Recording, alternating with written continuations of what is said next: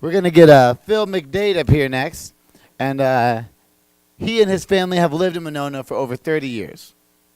He served for 6 years on Monona Grove School Board and continues to serve on the governance board of MG21 Charter School. And for 20 years has been an active volunteer for the Monona Swim and Dive Club. Can we give it up for Phil McDade, everybody?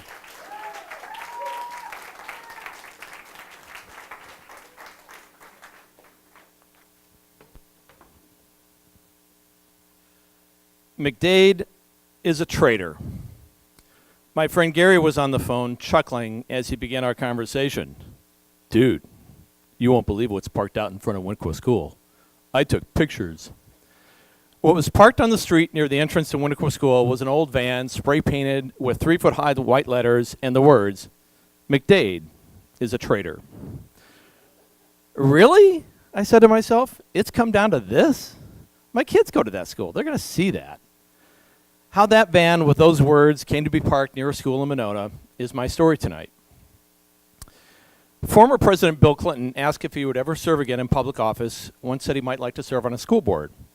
After all, he reasoned, school boards are the places where decisions are made that people really care about. No kidding. I was soon to find out that was true. I was first elected to the Monona Grove School Board 16 years ago. I joined a school board representing what appeared to be a district at times at war with itself. To be sure, Monona Grove is a different kind of school district. Two communities not adjacent to each other, separated by 12 miles of Madison.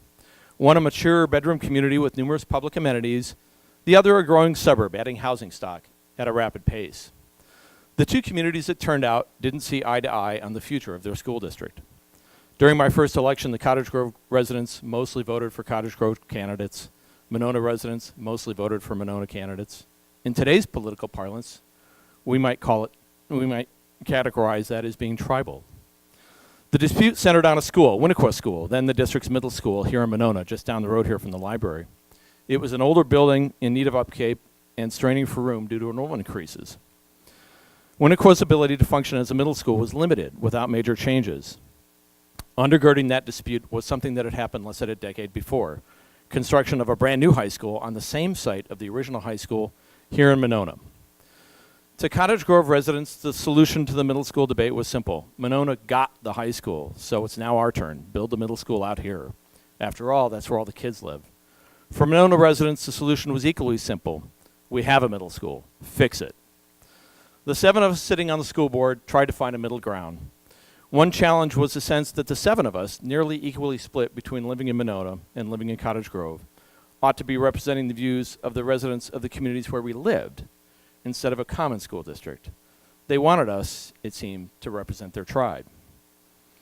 The board proposed building a middle school in Cottage Grove and closing 2 elementary schools here in Monona. Nobody really liked that idea.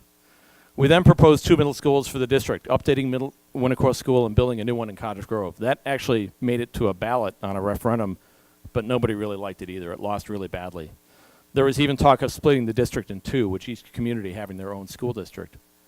Finally, after a year of soul-searching, debate about the very future of our district, and the good work of many citizens, we came up with something that somehow passed in a district-wide referendum, a single district-wide middle school in Cottage Grove.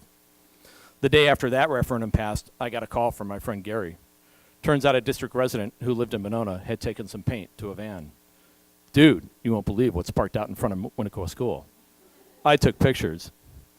A few years later, I left the school board, deciding not to run again after 2 terms. Self-imposed term limits, it turns out, are a good thing for your sanity. I thought my service on a board would end. Turns out I was wrong.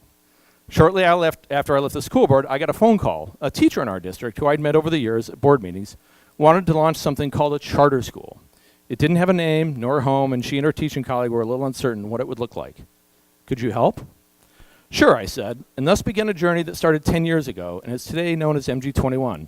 A place that fosters the education of some of the voices you're hearing tonight, and as part of our One Community, Many Voices initiative. Those of us here at this Story Jam had a choice of our theme, and I suppose many might have been appropriate for mine. Didn't see that coming? A bad idea? Outside my comfort zone? But I decided on a fork in the road, and like Robert Frost, confronted with that fork, I prefer the path less traveled. It took me here tonight. Thank you.